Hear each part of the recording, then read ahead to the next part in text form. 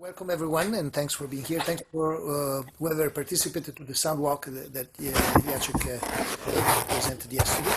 So I'm going to briefly introduce Jacek. First, I want to, as always, acknowledge the first people on whose traditional territories we live and work, and acknowledging territory shows recognition and respect for Aboriginal people. As we know, recognition and respect are essential elements for establishing healthy and reciprocal relationship in a respectful and loving form.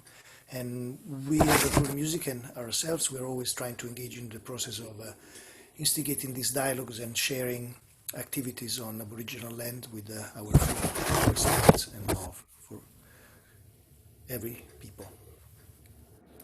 So thank you again, and I wanted to introduce Jacek. Jacek is a fantastic person that I met only virtually so far, but he arrived in Vancouver last early February, I think, or early in the year, and I've been lucky that he actually reached out to me because I was really happy to get to know his work, and that's the reason why we're here tonight after he presented this sound walk. So Jacek is an interdisciplinary artist and designer, researcher and sound walker interested in attending to, as in paying attention, and recording, as in calling to mind and heart, the diversity of human and other than human realms and existences. In his design and art practice, besides working with existing documents, archives and heritage, Jacek develops new modes of sensing, recording, para-archiving, and mediating stories and signals from various sites, scales, and temporalities. His work is manifested through soundscape compositions, sound walks, site-responsive performances, experimental para-archives, audiovisual installation, and diverse form of writing, of which I hope you can speak today extensively because he's doing very fantastic work. Between 2020 and 2023, Jacek is pursuing an international postdoctoral funded by the Swedish Research Council. His research explores the history and prospects of field recording and sound walking practices from the perspective of arts, environmental humanities, and media archaeology. There is more to say, but this is a very synthetic presentation. So thank you so much, Jacek, and I'll leave it to you right now and for this presentation and workshop. Thanks. Thank you very much, Giorgio, and thank you very much, Heather, both of you, for giving me that opportunity to, first of all, present the soundwalk within your Vancouver New Music September soundwalking program. I was very lucky to be hosted by you and by your amazing framework of activities. And I'm really glad that I got to meet you, and I hope we will continue being in touch and collaborate in the future. And Giorgio already mentioned quite a lot about my background, so I will try to be very synthetic in my presentation and about that, and move kind of straight into the Intertidal room, which is the project which is of core interest, I hope, today. Let me share the screen. Here we go.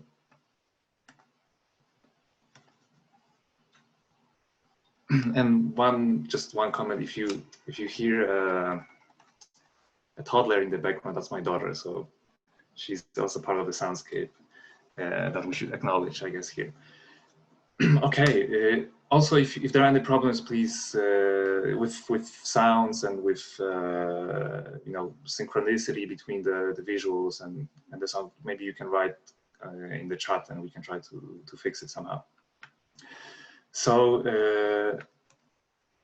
this project, Intertidal Room, is part of my postdoctoral research into the history and the present and the future of soundwalking and field recording, which is located at Linköping University in Sweden. It's a small city located about an hour drive south from Stockholm, but it's a very progressive one, currently involved in a lot of interesting interdisciplinary projects trying to rethink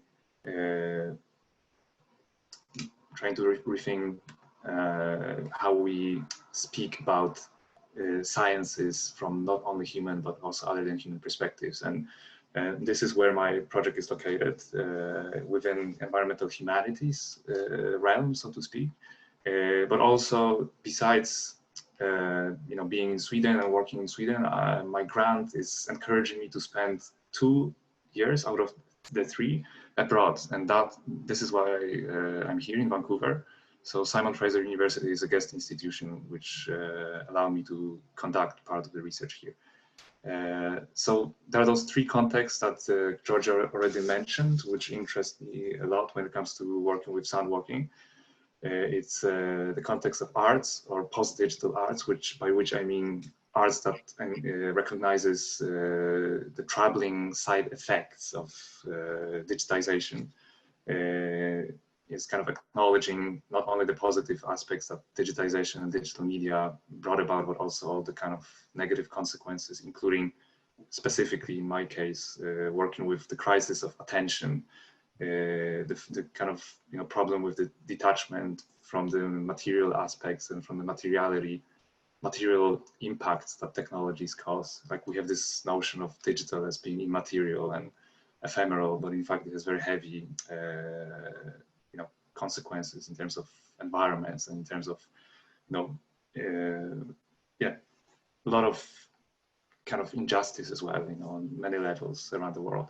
And I'm also interested in how digital technologies do not only improve but also kind of disturb or contaminate our everyday lives. And then environmental humanities, I already mentioned briefly, it's this newly emerging field, especially in Europe, which is trying to, or perhaps not field, but more like a perspective or debate, which is trying to revise humanities. And the idea is that we should take into consideration environmental aspects and environmental studies as kind of inherent elements of our human culture. So we can no longer speak about cultures or cultural studies. We can no longer speak about media without taking into consideration environmental perspective. And secondly, environmental humanities is also very much involved in bringing into the debate, into humanist debates, perspectives other than kind of Eurocentric or Western-centric, but other epistemologies that have been marginalized historically. And then the third kind of context is the philosophy of technology, which kind of connects to the post-digital. And I'm interested specifically in how technologies have always been kind of irremovable element of our existence. And I'm trying to look at technology as something that can be also rescued from predominantly utilitarian use, that have been kind of chasing our technological developments over the at least last century, if not more. So last 6 months, I arrived around the end of February, beginning of March, so precisely when the lockdown and COVID kind of started spreading and affecting our lives quite radically. And literally after 2 weeks of being here, Simon Fraser University was closed down.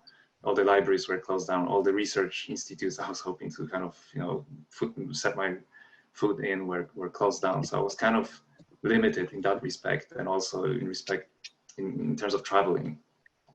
So in necessity, I was kind of forced to stay within my neighborhood and try to use it as a primary source of my research, which is anyhow what I've been doing within my artistic practice. I always start from the the very immediate, very local vicinity, and try to engage through kind of sensory ethnography and to very kind of practice-based approach, and then later on try to kind of collide or compare my findings maybe with historical research, with other documents, other materials that exist out there. So I was lucky enough to find an apartment with my family after moving to Vancouver in the downtown area.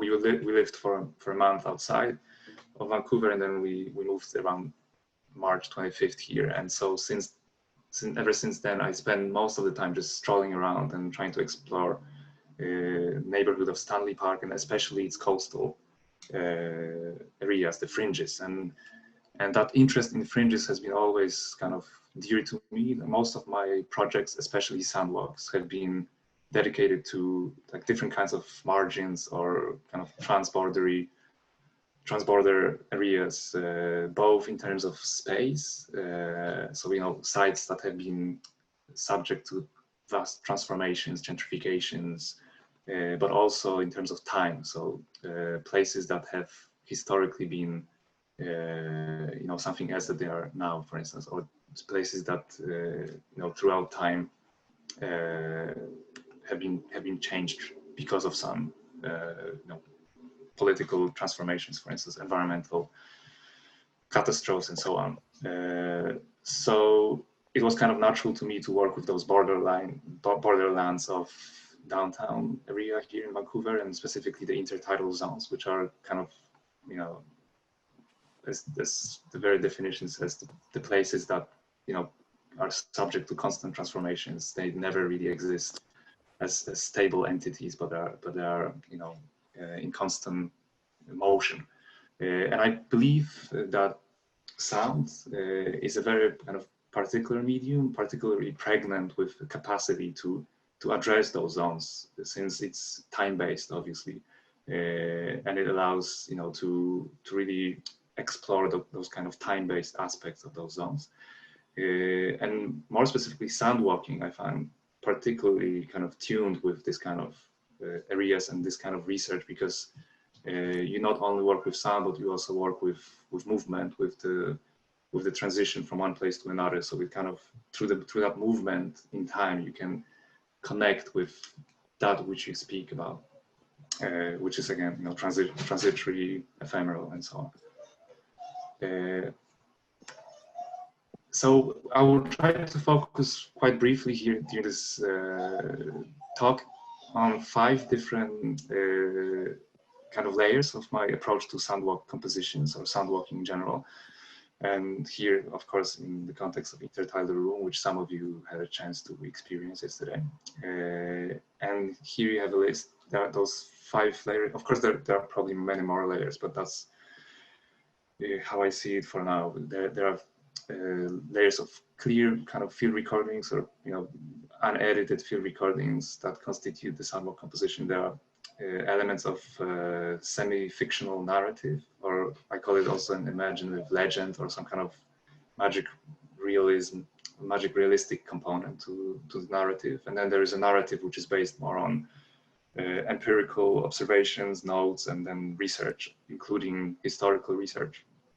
The 4th layer of the soundwalk composition is the kind of more musical dimension, more sonorous one, which includes elements of data sonification, eco-responsive composition, and or soundscape composition. But by eco-responsive, I mean soundscape in a more expanded sense. I will come back to it more specifically in the little bit later.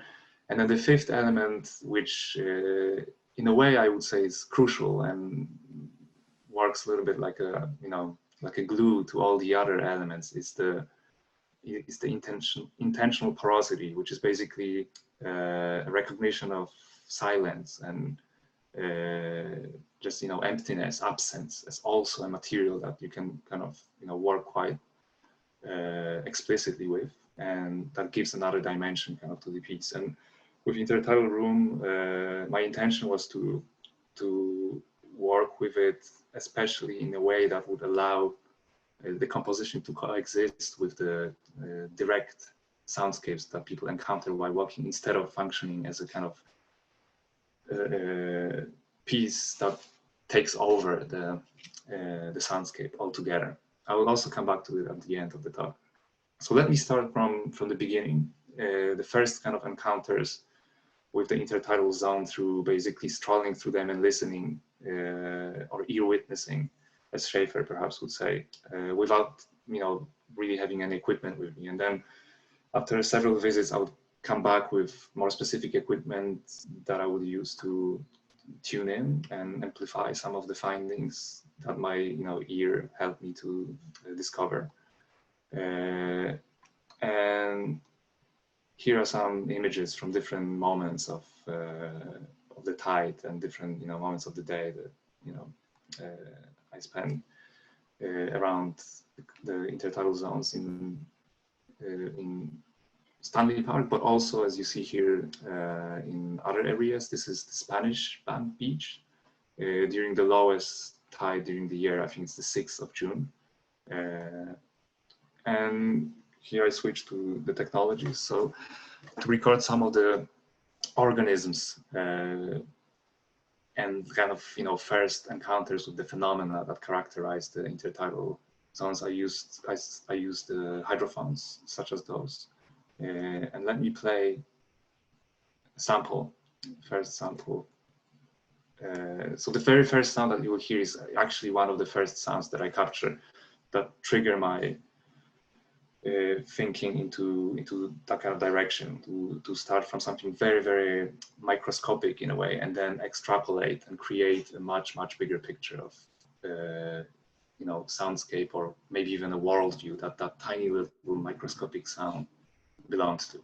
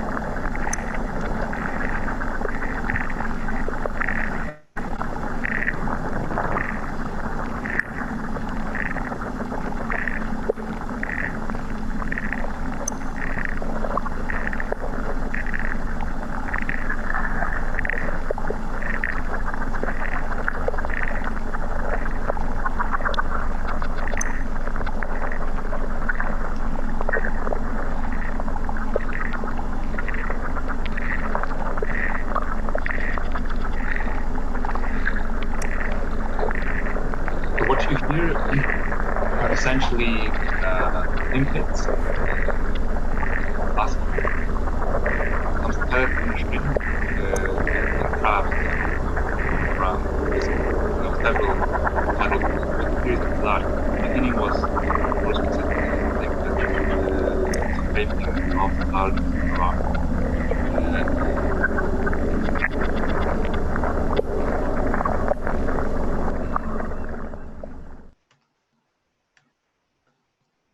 So basically, that limpet was like an entry point to study a little bit more, the diversity of species in those intertidal zones and their kind of different relationships and different responsibilities when it comes to maintaining the ecosystem.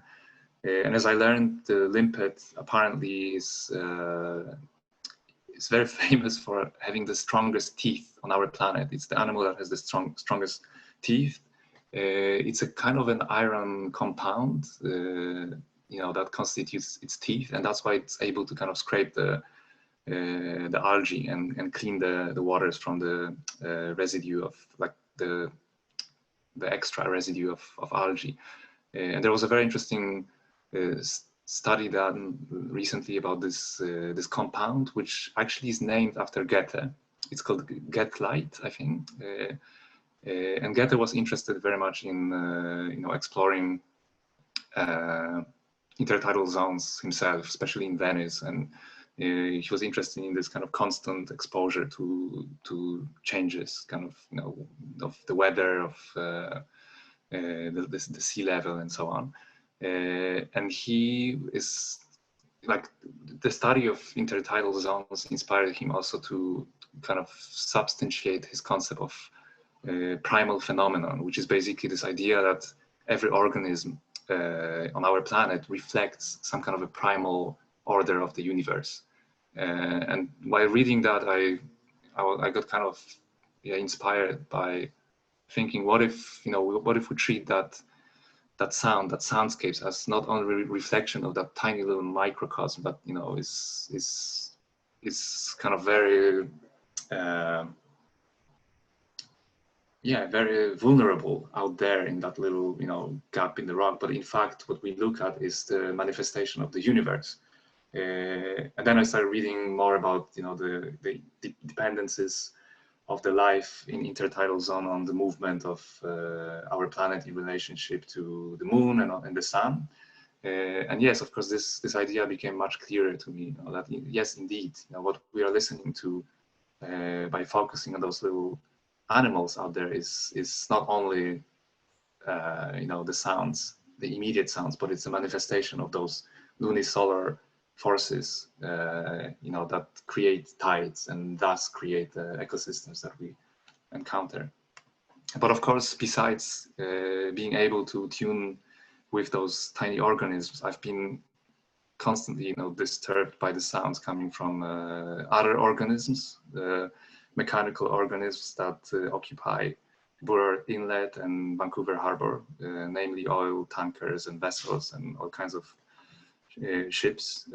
So some of the sounds that I captured kind of right after, the organisms were the sounds of the vessels, and I will play you just an example of some of them.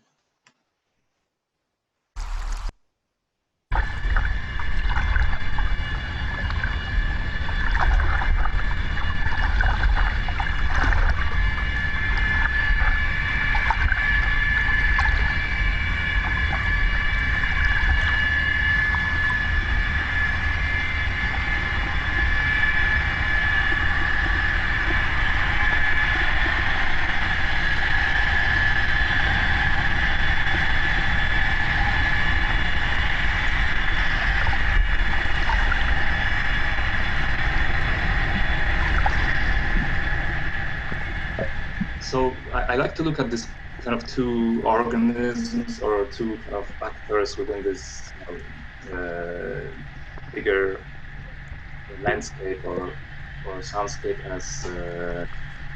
as again like indicators of the inherent coexistence of the human and the cultural and the natural, or the human and the non-human, and how those two are inseparably bound to each other, and have always been, even though we've been trying to pull us apart from nature. So that piece very much revolves around that idea of kind of navigating between the natural and the human, and never really being able to escape towards the one or towards the other. I will try to perhaps speed up a little bit with examples of other sounds that have been built piece, some of the composition. Here is a couple of condenser mics which I used to record brown chorus. I'll play for you another example where this natural and human dimensions kind of coexist and form kind of inseparable relationship. And this is a recording of a dawn chorus at the Totem Pole around 5 a.m. in May, so around the time when most of the birds in Stanley Park enter their nesting season. And it's basically impossible to capture just pure sounds of birds when you stand there, but you always get the sounds of the harbor. And it's kind of interesting to see or to actually hear how the dawn chorus almost, coexist in synchrony with the harbor chorus or the industrial chorus, but is also kind of waking up at the same time and intensifies in almost exactly the same pace as the dawn chorus does.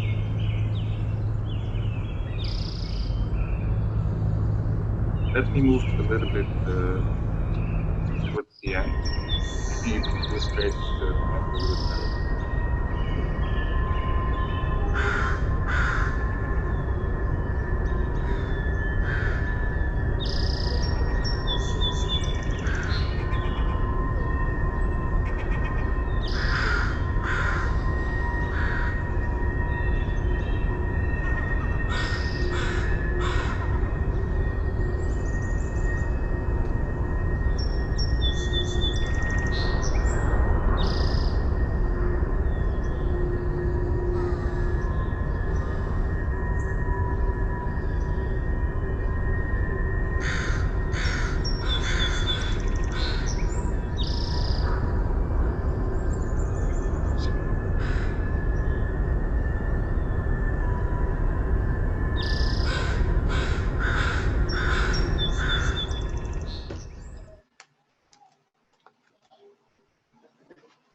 Other kinds of techniques and technologies that allow me to, become more in tune with the space were binaural microphones, such as those ones. Very simple electric microphones that you can put in your ears and record in a way that, at least tries to replicate the way that we hear in kind of more spherical sense. And those microphones, those techniques are quite useful in situations where you are surrounded by sounds or where the sounds come from all possible directions. And here in Vancouver, in downtown, I use them more specifically to record sounds of construction sites, which are basically mushrooming all around. So you're always, wherever you are within the downtown neighborhood, you're almost always surrounded by those sounds. And then I used them in a part of the piece which talks more specifically about this kind of collision of cyclic rhythms with the linear rhythms, and how those two have been always kind of coexisting because of again, humans always being part of nature and nature always being part of human realms. And here I used the concepts from Henri Lefebvre, the French sociologist and urban philosopher, who committed this quite an amazing book called Rhythm Analysis, where he was advocating for turning to the notion of rhythm as a kind of method of understanding our ways of existing within the context of space and urban space, but also natural space. And he writes quite interestingly about this kind of continuous coexistence of the cyclical and the linear. And as an example of linear, he talks a lot about mechanical sounds and how they never really repeat themselves, even though they might sound as, they're almost exactly the same, such as, hammer blows, they're always the same, but they actually linearly lean towards progress, towards a new situation, whereas the cyclical rhythms, such as tidal rhythms, always kind of restore, kind of return to the beginning, like the repetition doesn't lead necessarily to any progress. Other techniques and technologies I used are, for instance, contact microphones and vibrational resonances. So I built a couple of those very simple contact microphones, which you probably know of quite well. I won't describe how they work, but they were very useful in terms of working with wind and all this kind of gentle movements that tidal waves, but also the breeze cause, such as the movement of reeds around wetlands. Now I can play a little bit here for you.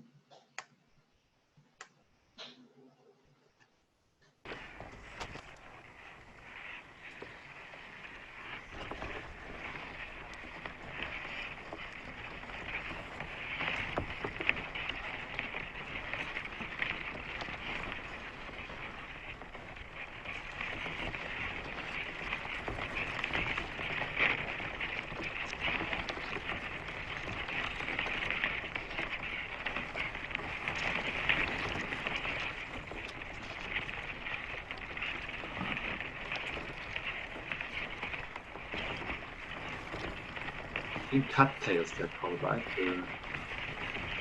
Those specific plants.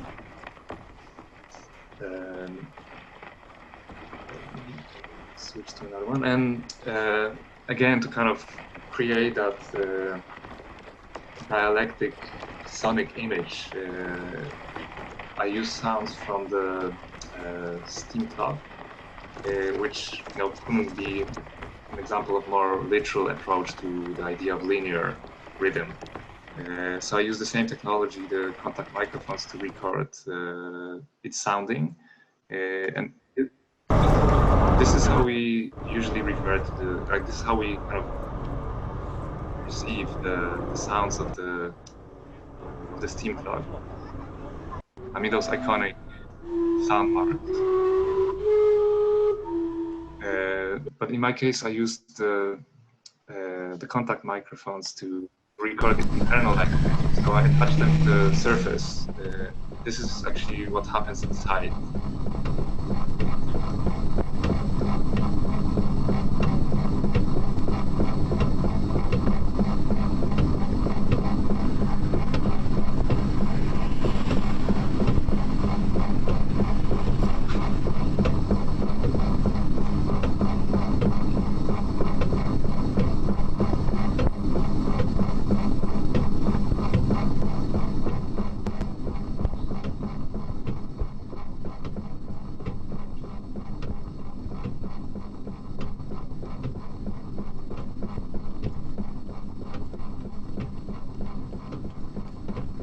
realize that. So this sound, as some of you might have noticed during the sound walk, appears in the moment when I'm talking about the moment when mechanical rhythms, along with the arrival of settlers, started taking over the cyclic rhythms or cyclic approach to coexisting with nature that have been predominant here before the arrival of settlers.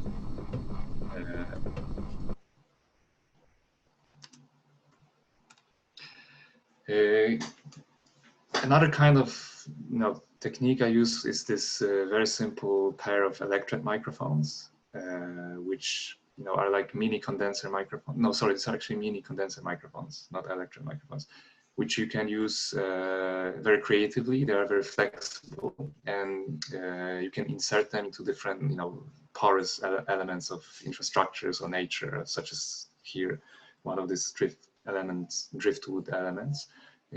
Which I use to record wind, but you can also just use it in other contexts, such as by placing it on its own. It's very unobtrusive, so it doesn't disturb the dynamics of the place, and it records in a pretty interesting. Like you can, because of its flexibility, you can set it up in a way that you wish. And some of the sound recordings of seagulls near the second beat recorded through this technology. So I'll play it for you briefly.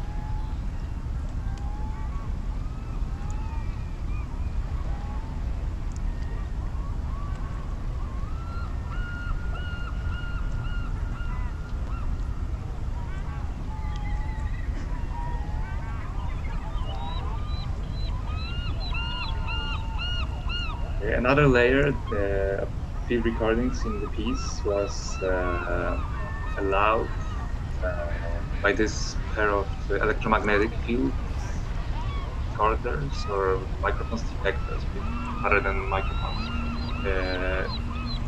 Again, like for those who participated, you might have noticed that throughout the walk, there have been some kind of disturbances, static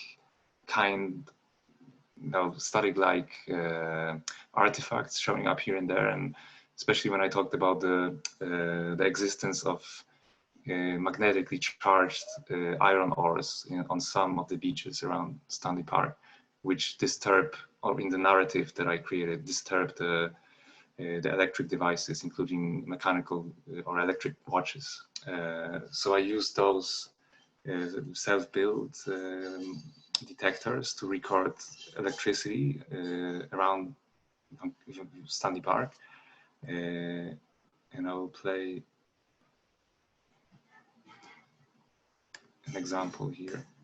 These are the electricity poles.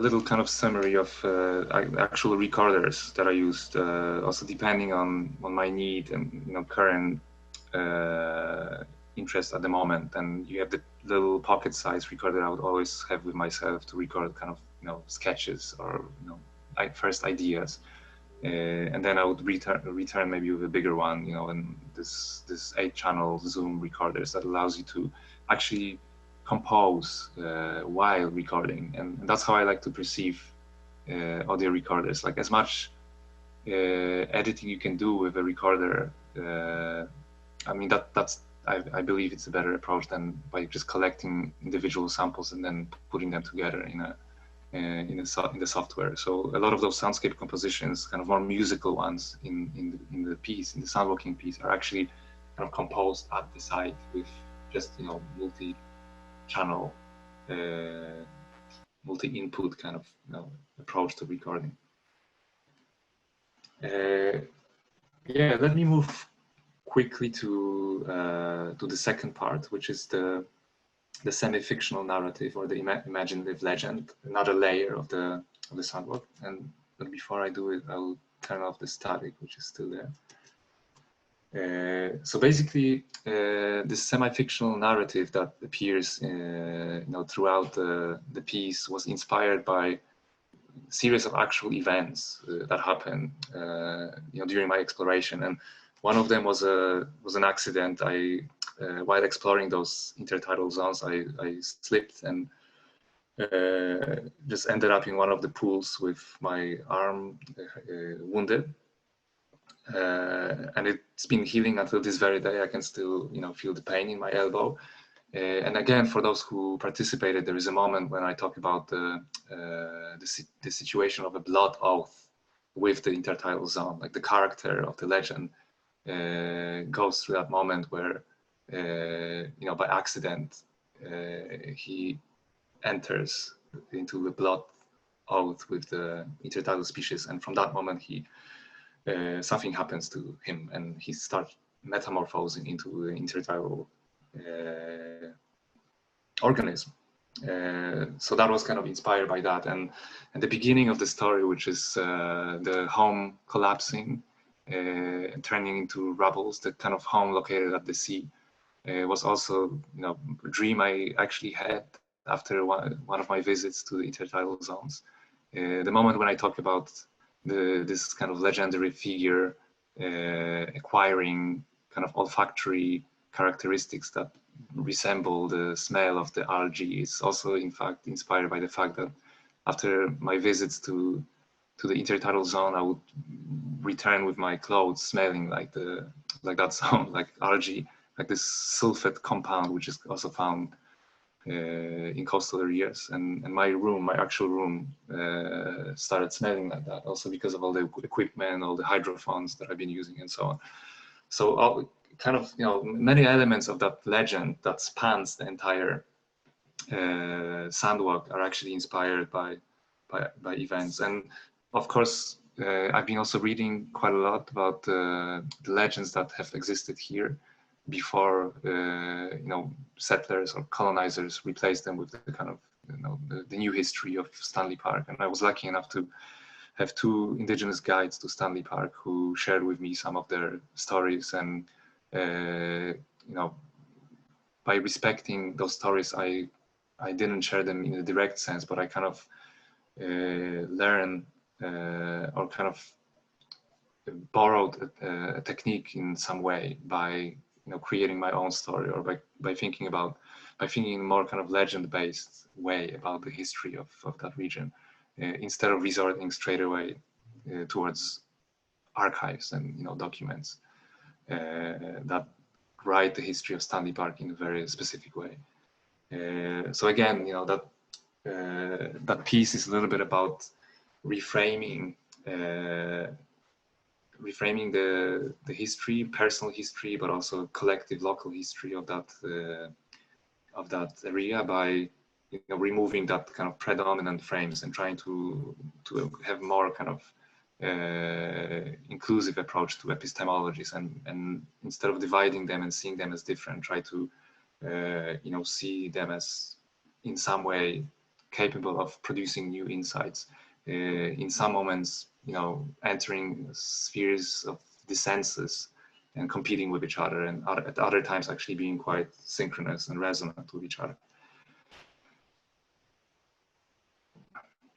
And I don't want to reveal too much for those who didn't participate in the Sandwalk and who would like to participate, but one of the premises of this kind of more mythological part of the narrative is this transformation of someone who is brought in an environment that attempts to detach him from the environment, towards transformation towards someone who considers himself as an element of an environment, as an inherent component of the environment from which there is no way to detach or escape from. And the third layer, the narrative based on field notes and empirical research, as well as the historical research, is the second voice in the piece, and it's literally excerpts from my field notes, kind of bounced against historical research, and the idea here was to again try to connect something really local, something very microscopic, mundane, perhaps irrelevant for a common passerby, with very deep, heavy historical situations in the past. So, for example, upon my walks, I've been encountering this intertidal character who's been coming to the low tide territory almost every day to pick up very specific shells that, as I later learned, she uses for collages, for kind of artistic collages.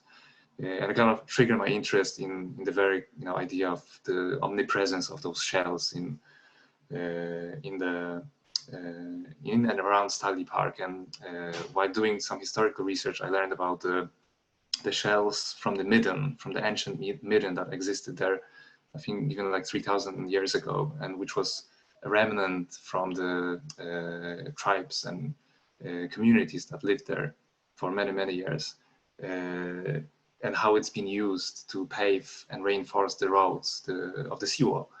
You might have heard that story. For me, it was kind of interesting thing to work with also when we talk about, again, layers and visibility and invisibility. So I also consulted that history that I stumbled upon in one of the books I read with actual member of the community who confirmed that was the case. There was a midden that comprised not only like the calcined shells that the communities have been using for many, many years, but also there were some remnants of skeletons and other kind of objects from material culture that have been unexamined by the colonizers and simply used to build the roads. So that in that piece, there is a moment where I kind of make a transition from that careful observer and collector of shells to that historical moment. And then another interesting kind of intertidal practice that you encounter while walking back and forth along the seawall and the beach is the metal detection. So there are a lot of people walking with detectors in search for golden rings and all kinds of things, and I talked to some of them, and one of them mentioned that several years ago he found a golden coin from 1860, I think, which is more or less the time of the gold rush, the kind of second wave of the California gold rush that pushed gold miners to come to and settle in BC. So I did a little bit of a research into that and how British Columbia at the time was kind of denoted as the new El Dorado, and a lot of people migrated here from California, from the States. So again, this metal detectorist who is out there in search for the lost treasure, for me became like a connector with that historical moment when when people were coming here and transforming this land quite significantly in many ways, also in terms of its genealogy, but also in terms of its social stratification, because of gold, because of similar mineral that this guy that walks today along the beach is interested in. And I can play a piece from the sound walk, which kind of illustrates that. So this is a snippet from my encounter. Different metals make different noises too, right? So by the sound you can tell what kind of metal you get. So that's... See, it's ignoring it actually because I've trained it to ignore that. Ah. But too much metal.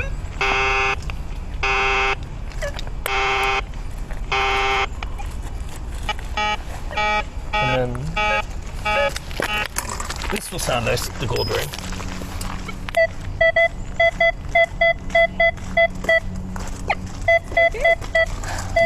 It's very nice, very hopeful sound. So when you hear it, you're like, wow, that's how much you go. Silver sounds even higher, but I don't have any silvers today.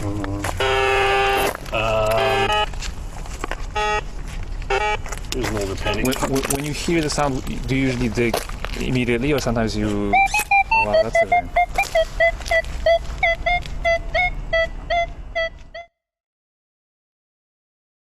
I mute myself. In the piece, I use those sounds as an element of, this longer composition, again, that connects their practices with the historical ones. So this is from the actual soundboard. It excludes my voiceover.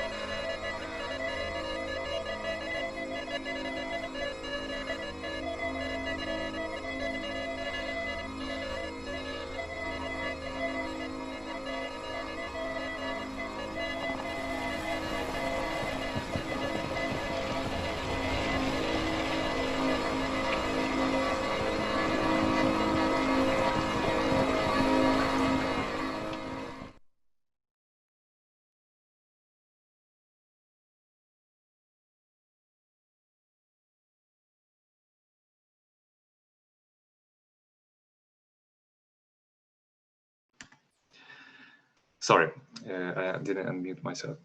So, besides this practices I mentioned earlier, I try to use that kind of the same technique of, looking at what's out there today as a kind of gateway to the past. And in this case, I've been observing people who come to the coast to gather driftwood.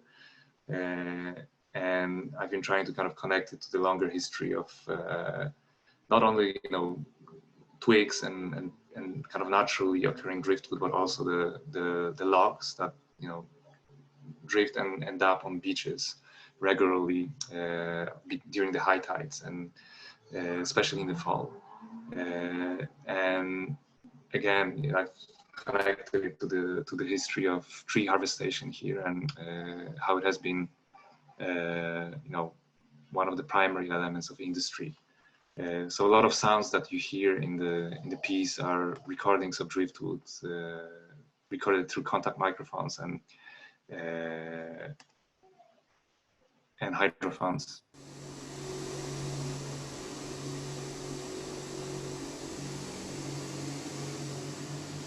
But in that case, I'm also interested in, I call it in my practice and my writing, I'm calling it the practice of transversal listening, which is basically a kind of listening that doesn't stop at what we hear directly at the moment, but also this imaginary of other realms that that allow that soundscape to appear at some point. So in the case of drift, I don't only stop at the sounds of it drifting. the moment, but I'm also thinking of all other sounds that accompany those beats back in the day. There's obviously, you know, the chainsaws and all the kind of cultures and pre-harvesters that have their own kind of soundscape surrounding them. So some of the sounds I used while talking about the driftwood and those logs that end up are actually from the World Soundscape Project archive, specifically ones that are recorded in lumber mills in and around them. So I'll bring them gradually to the presentation.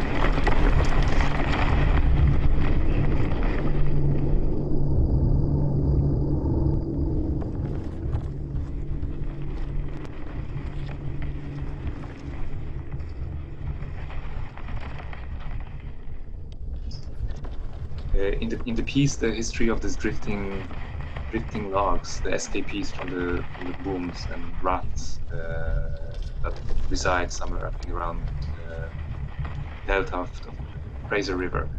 That history is not only presented as something, you know, negative and something we should mourn over, but it's also there's this kind of, you know, tint of hope where I mentioned that some of those logs, if they manage to escape during high tide, they often congregate and create ecosystems for different species, oceanic species and invertebrates, for instance, to germinate and to create their own kind of colonies in different places. So there's also, you know, as I'm trying to suggest, there's also this interesting force within nature that is trying to rectify the human rhythms by creating new kinds of, you know, rhythms, such as in the case of drifting congregations of driftwood and logs.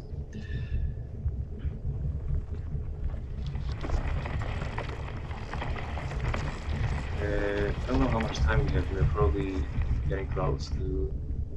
So maybe I'll skip other examples of the way I conducted research for the walk.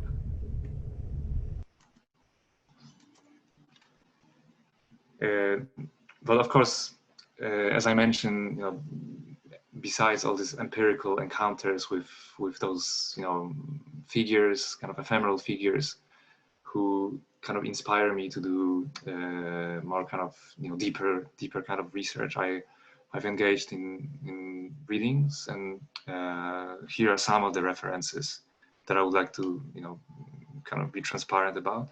But also, as I mentioned earlier, one of the most inspiring people who introduced me to the indigenous perspective on Stanley Park, and specifically the intertidal zones and how they've been cultivated by people who live there, was Candice Campo.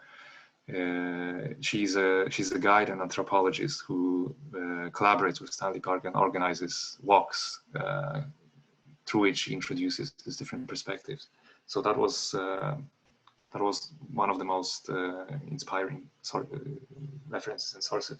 And this is just a snippet of my way of working with the narrative. So like collecting these little stories and then trying to create some kind of a relationship between them, and then expanding on some of them and getting rid of some. So that's how it's been done. The fourth layer, the compositional layer, which I already mentioned a little bit about, in the soundwalk, at some moments you hear more kind of musical types of soundscapes, more rhythmical and perhaps more organized compared to field recordings. And those are basically results of my performative kind of interactions with different materials that I find along the intertidal zones. And I used to assemble instruments that are, again, very much constrained to the temporality of intertidal zones. So here, for example, is an instrument built of just twigs or branches and some fishing line I found, or perhaps it was a kite line. Not sure if it was a fishing line. And basically, what I did was, created this very simple makeshift instrument that used the forces of the breeze and materials from the intertidal zone, and it basically existed for this, 25 or 30 minutes before the tide came back and destroyed it. I rescued the fishing line, obviously, but all the other organic elements ended up back in the ocean. And I used contact microphones to record it. And here is the final it's an example from one of those kind of interactions.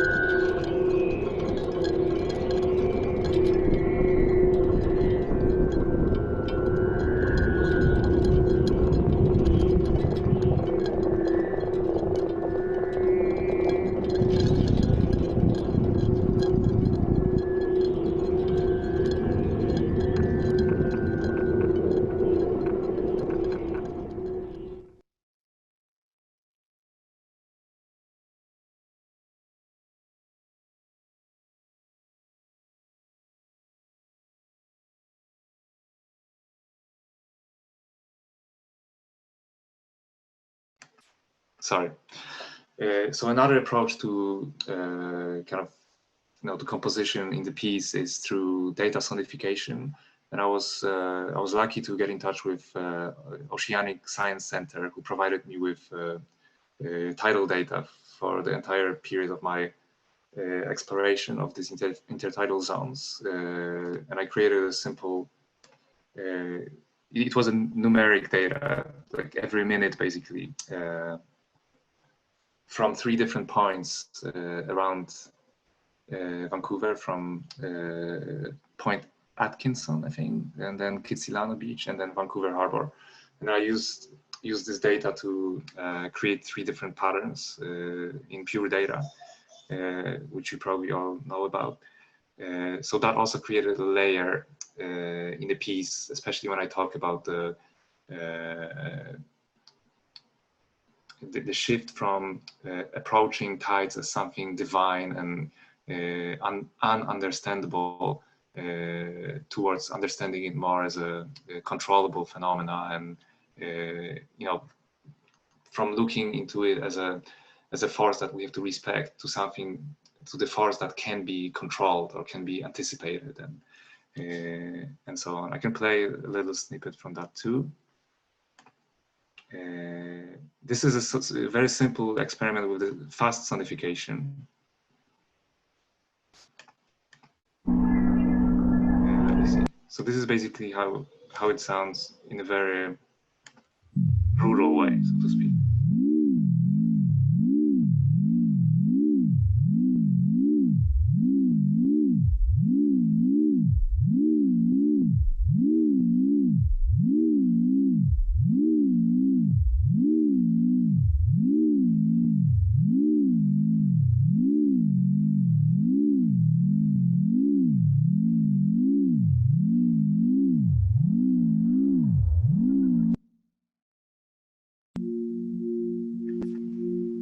here is a version which is much slower.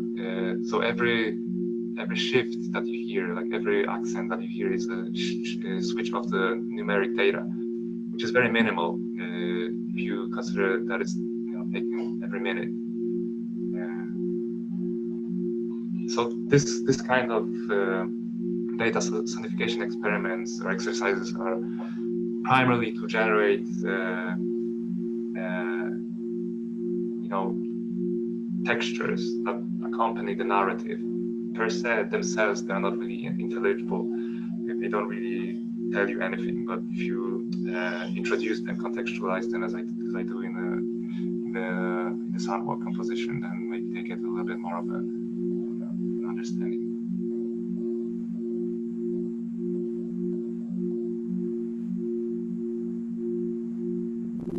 And then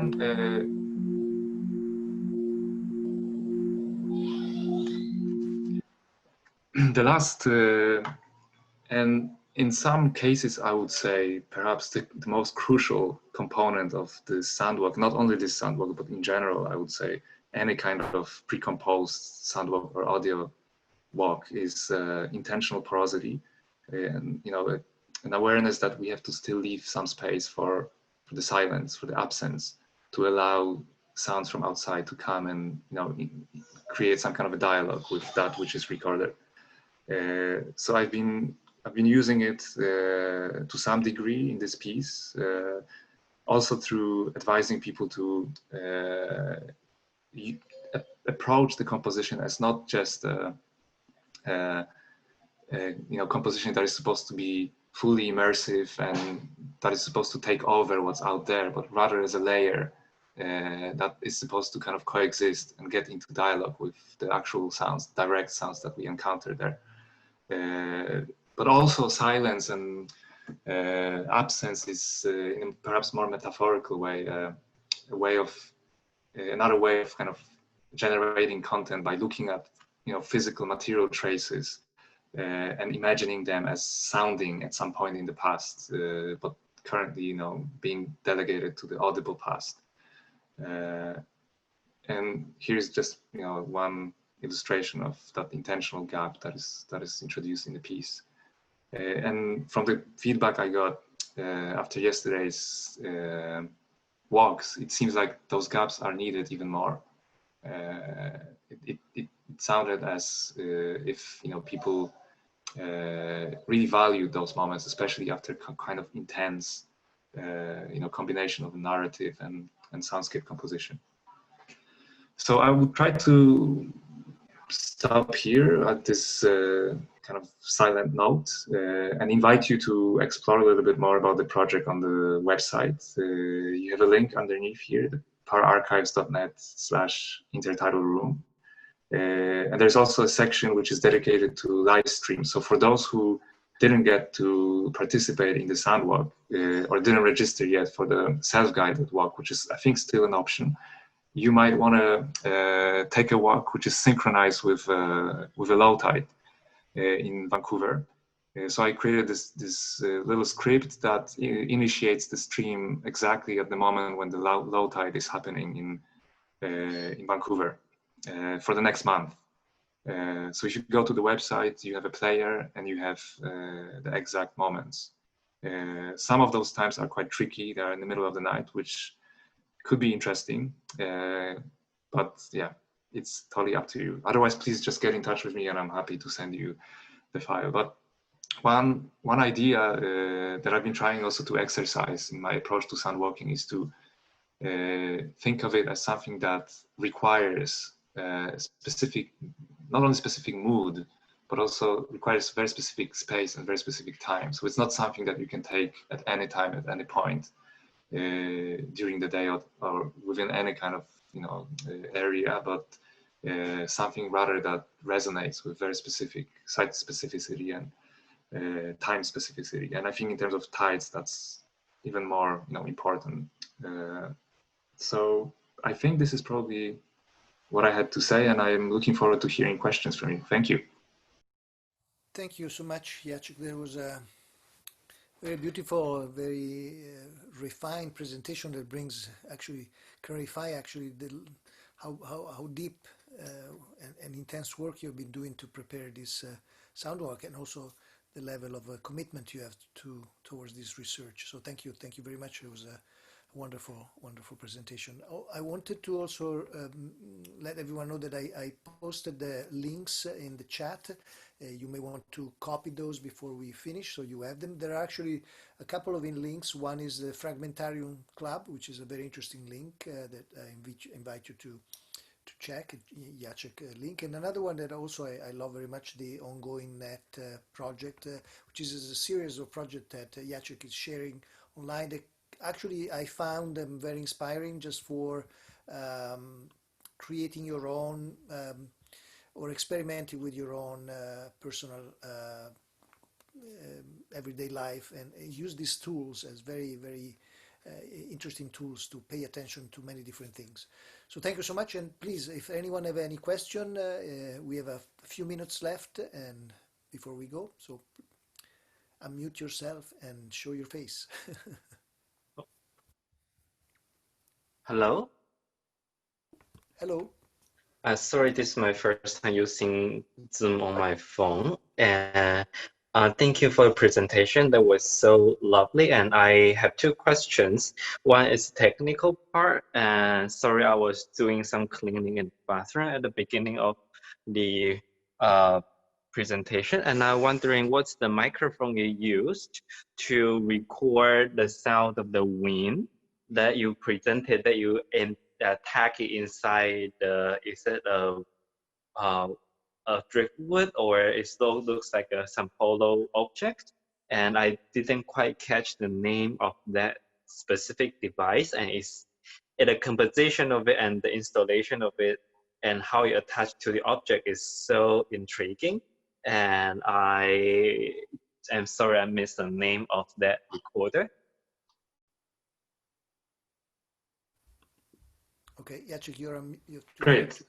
So yes, thank you for the question. So the moment or the piece that you're talking about, I guess it's this driftwood, indeed, which is carved by beetles or by, I don't know, woodworms, I guess. So it's this beautifully punctured piece of tree that I found on the Spanish Bank beach, and I use this small microphones, electret microphones, and insert those into the holes made by the beetles, and expose it to the wind, which was very much present at the time.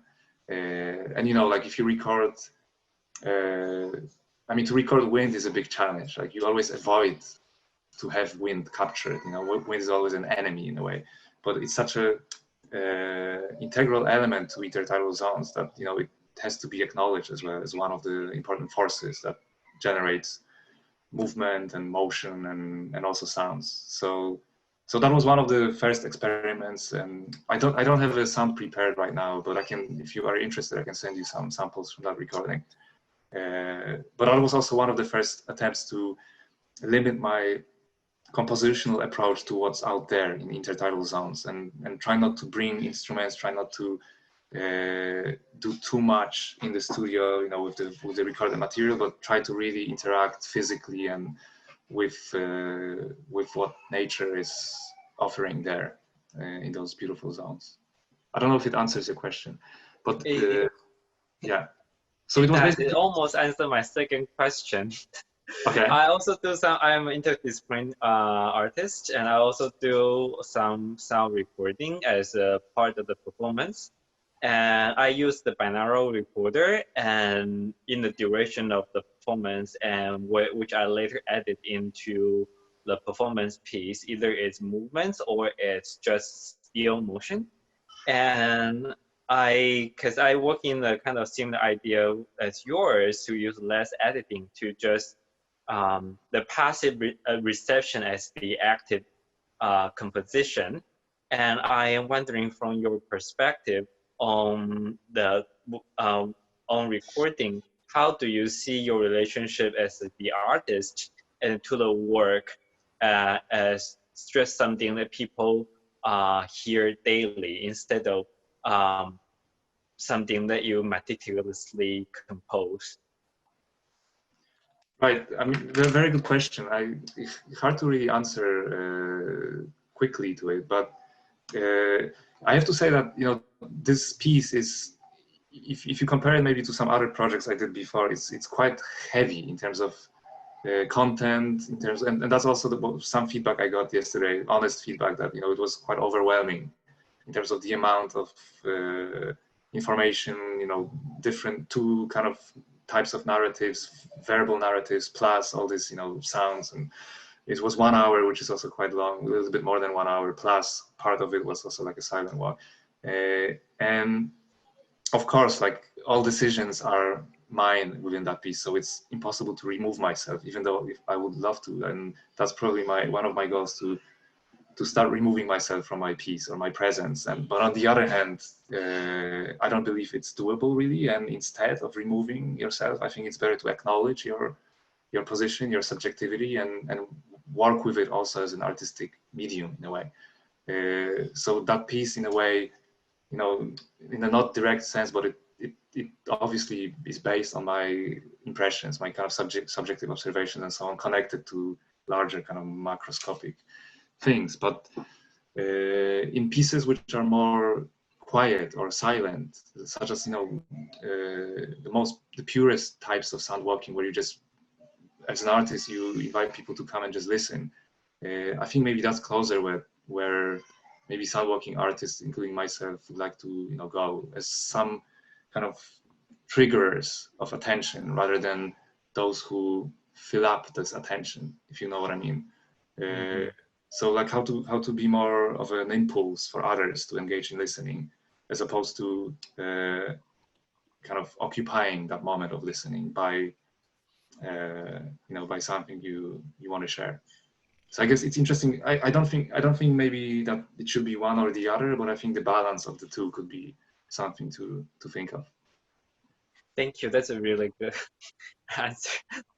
Thank you very much. Thanks. We may not have more time, unless there is someone just that they want quickly bring forward another question. Maybe Mary?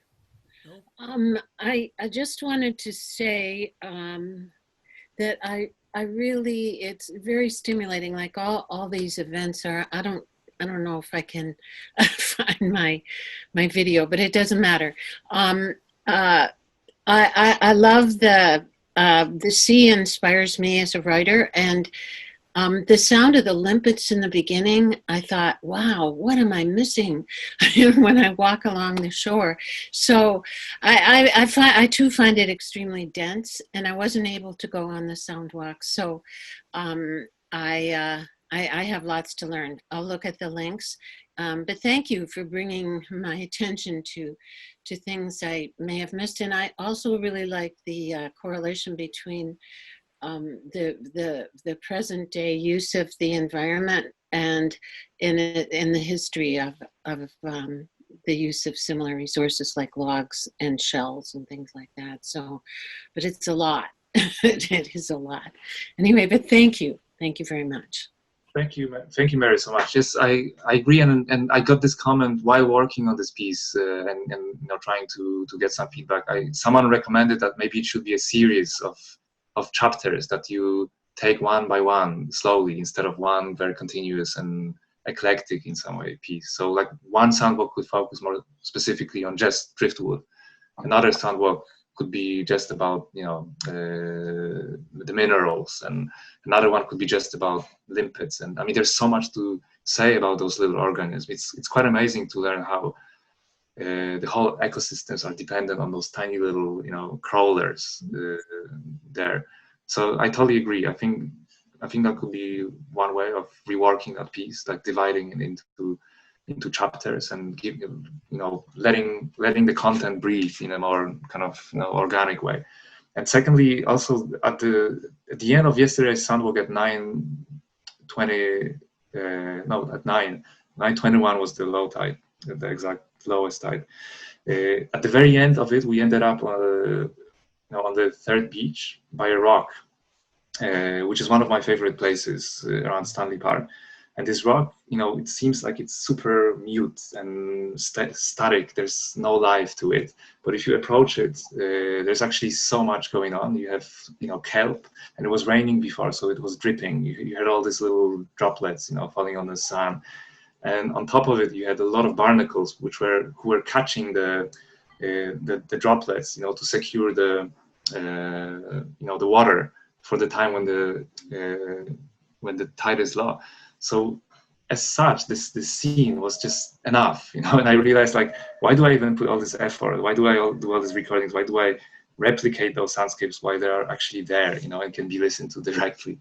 And I think like that was the most for me, maybe someone who is kind of exhausted after listening to it so many times. It was like the most ear-opening moment, like that very pure encounter with the intertidal rock and its very complex sonority, which you can listen directly without any, you know, mediating devices.